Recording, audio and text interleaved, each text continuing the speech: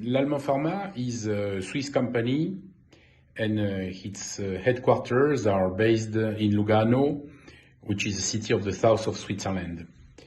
As you remember, the first cluster in Europe has been the north of Italy, that is only 15 kilometers far from Lugano, and therefore we have been aware very, very soon of what was happening and the magnitude of the problem.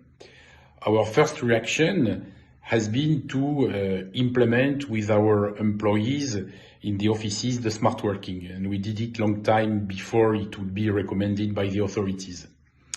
Then Lallemand Pharma works under the ISO 13485 certification, and therefore we already had a business continuity plan that was ready, and we just had to follow the procedures of this plan, which is essentially to check the availability of the raw materials and of the finished product from your critical suppliers. So within our group, our plant implemented immediately the social distancing.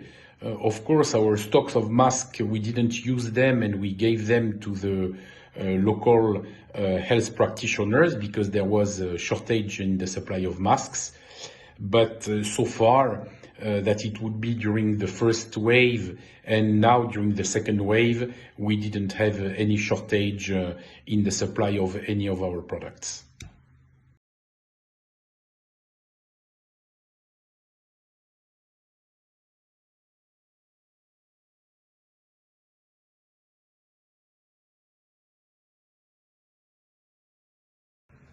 Well, rather than giving my opinion, I will speak about an article that I read recently. It was published during summer in the Journal of Pharmaceutical Science.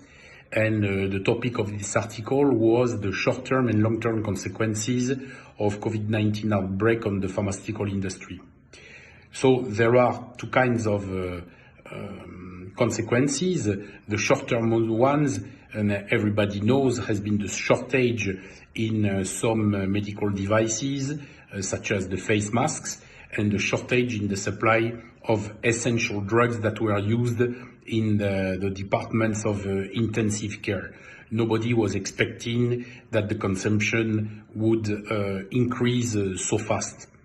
The reason for the shortage of some other products stems from the fact that patients who knew that they would be put in quarantine, they have been building stocks, and in doing this, the products were no longer available. Third consequence, short-term one, has been the development of the telemedicine. It was something that was not so usual before the pandemic of SARS-CoV-2. And another thing that is noticeable is the big shift in the topics of the research between February 2020 and June.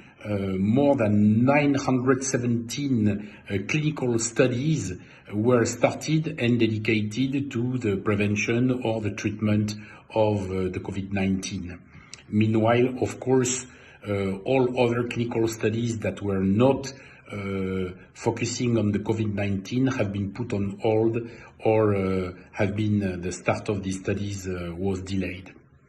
Among the long-term consequences, I think that the most important one will be the need for sustainability of the pharmaceutical industry. And in this respect, I think that many of the big groups will relocate the production of their API or the factories that they open in China, in India, they will relocate to Europe. The second consequence will be longer delay for the registration on non-COVID-19 related products. It will take more time to put these products, to get the authorizations to put these products on the market. A third long-term consequence is obviously a slowdown of the growth of the pharmaceutical market in the coming years.